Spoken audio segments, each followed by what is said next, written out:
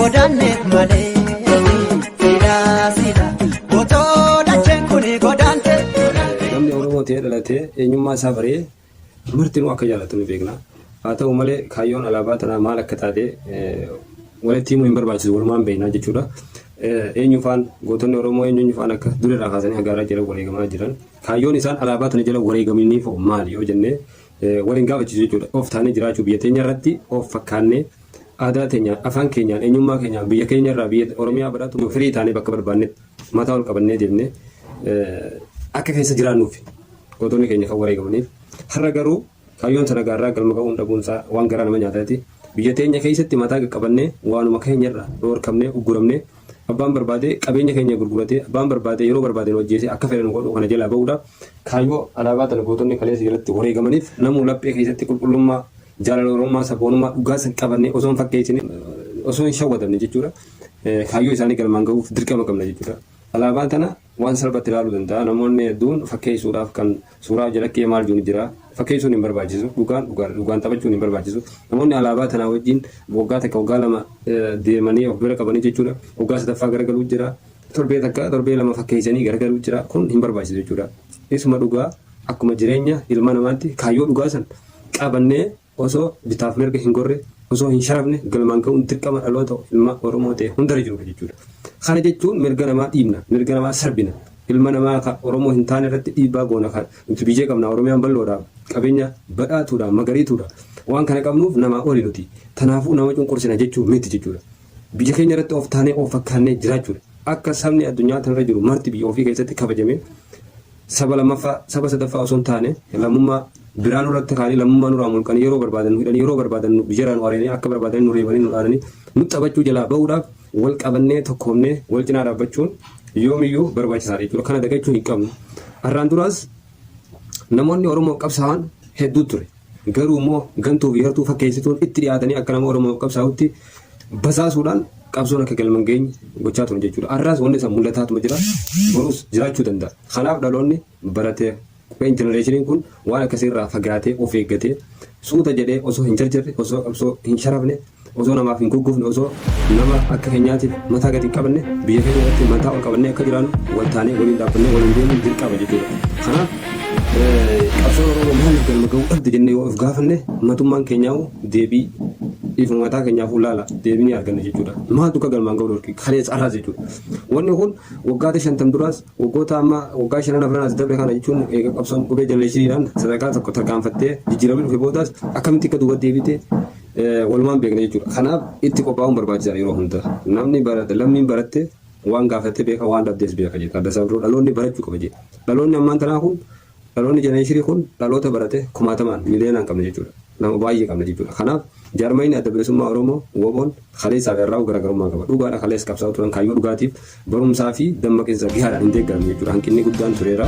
Beekumsi guddaan illee ture jechuudha. San namoota muraasa malee namni baay'een hawaasnis dammaqinsa guddaa waan hin qabne hanqinni guddaan ture. Har'a garuu dooktorootaa fi piroofeesaroota, injiinaroota yuunivarsiitii adda addaa keessaa barsiisota namoota baay'eetu gara deemee qabsaa jira jechuudha. Kun sammuun isaanii doofaa taatee osoo hin taane osoo beekumsa isaanii itti fayyadamanii saba kana bilisa baatanii beekumsa isaanii sana biyya isaanii kana jijjiiranii Oromiyaa kana akka biyyoota addunyaa irratti dorgomtuu taatee mul'attu.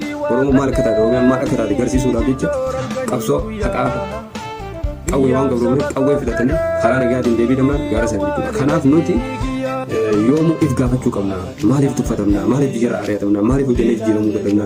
Maaliif of taanee biyya teenya irratti mataa ol qabannee deemuu dadhabna? Ganda keetiif jechuun magaalaa aanaa godina maal federaala maal jaan kana qofa osoo hin taane ganda kee keessatti mana kee keessa kabajamtee jiraachuu hin dandeessu. Yeroo barbaadanitti dhufanii akka baratu gochuu danda'an waan barbaadan jechuudha. Ati si gabroomsanis suma kanaan aangoo isaanii eeggatanis suma kanaan ulee diinaa si godhatanii ulee godhataniiti siin diina firaa dhaban jechuudha. Kun dhaabbachuu qabdi jechuudha. Oromoon kaayyoo isaatiif qabsaa'uu qaba malee kaayyoo namaatiif deeggaree diina fira qoobsee biyya isaa diinaa rakkisee diina jala gugufee jiraachuun dhaabbachuu qaba.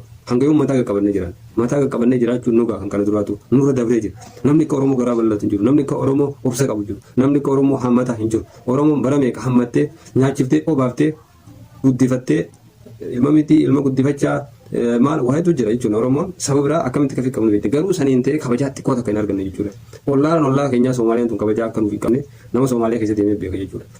Soomaaliyaan silaa nuuf kushii miti namni tuffatamaa namni jaalatu hin jiru fira kee ta'uu maatiin keetu ati nama dalagane nama kaayyoon qabu nama faayidaa qabu yoo hin taane sin jaalatu jechuudha. Kanaaf nama faayidaa qabu ta'uu qabna. Nama of ta'ee jiraatu saba jabaa saba biyya jabduu qabu biyya bal'oo qabu saba bal'aa hangana qabu. Garaagarummaa naannoo Tigraay fi naannoo Oromiyaa jidduu jirtu maalime namuma jechuudha. Garaagarummaa sammuu namni qabu akkaataa ittiin jiraannu sammuu nu caalaniitii miti sammuun isaanii walitti amantii wal jala deemtii wal dhageessi tokkummaa qaba jechuudha. Nuuf isaan garaagarummaa guddaa qabna. Baay'inaan biyyaan qabeenyaan beekumsaan barnu waan hundaanuu osoo baay'ina namaatiif baay'ina lafaa hundaan caalee argamnu osoo maal jennu nama qofa beektaa waan keenya kun dhugaa dubbachuudhaaf baay'ee nama aarsa beektaa. Akka godhantu hin jirre malee nama aarsiti namni qabsoo Oromoo kana keessatti wareegama guddaa kafalee kabajaan argatu waa hedduu jira waan hunda dubbachuun hin barbaachisu isin galee. Kanaaf walumaan beeknaa waan irra tarree waan irra jirrus walumaan beeknaa waan boru nuuf haftus walumaan beeknaa diinni akkamii akka nuuf as deemaa jiru walumaan beeknaa namni Oromoo kan dammaqe hundinuu eenyummaa isaa beeku Oromiyaan maal akka taate beeku namni Oromoo jechuun saba tokko jechuun maal akka taate beeku martinuu irratti hojjechuun dirqama jechuudha. Xiqqaa guddaan keenya walaala keenya gorfannee beekaa keenya jala deemnee wal dhageenye yeroo gabaabduu keessatti qabsoo teenya galmaan ga'e biyya namaa keessatti uffatamnee biyya ofii keessatti uffatamnee bakka takkatti kabajaa dhabuu kana jalaa bahuudhaaf falli nu baasu tokkummaa tana nu hooganaa tokkummaa osoo jiru wareegame jaallan qabsoo bilisummaa Oromoo gara aartiinis gara waraanummaa qawweetiinis gama siyaasaa dippiloomaasii garaagaraa keessatti hojjechaa turanis biyyoota adda addaatii wajjin hariiroo uumanii hojjechaa turanis osuma tokkummaa kana saba kana tokkomsinee ijaarree dammeessinee qabsoo hin ajaa'anii osuma tokkummaa lallabanii lubbuu isaanii dhabanii maatiin isaanii rakkachaa jiru. Isaan kaayyoo Oromoo fi Oromiyaatiif jecha kufanii biyyoo taanii dhabaman jechuudha. Garuu maatiin isaa faamiliin isaa kan ilmoon isaa rakkachaa jirtu hanga hin qabu. Kan haati isa qofa dhalte tokkicha saba isaatiif jecha kan dhite deebitee kophaa rakkachaa jirtu jira jechuudha. Namni keenya ifuma walirratti ijaaramee nama kaleessa maatiin isaa abbaan maatii dhiisee biraa qabsoo fi saba kanaa jecha wareegame ofumaa deebianii nama sana hunda rakkisantu jira jechuudha. Qabsoon wal jibbisiisu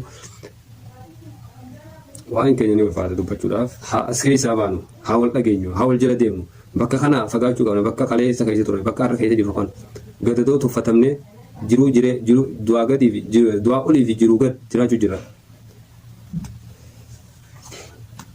Baay'ee ulfaata.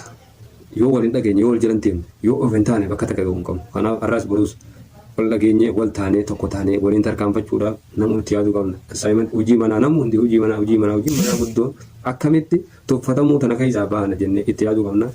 Dhaamsa kana asumarratti hin gabaabsaa. Yoo isinitti tola ishee laayik godhaa koomantii yaada keessanis naaf godhaan isinin jaa wal hajajja beeksisuu wal bira haa dhaabbannu qabsoon gamoo hundaan jabaatti fufuu qabaan jaa galatoomaa yeroo gabaabaa.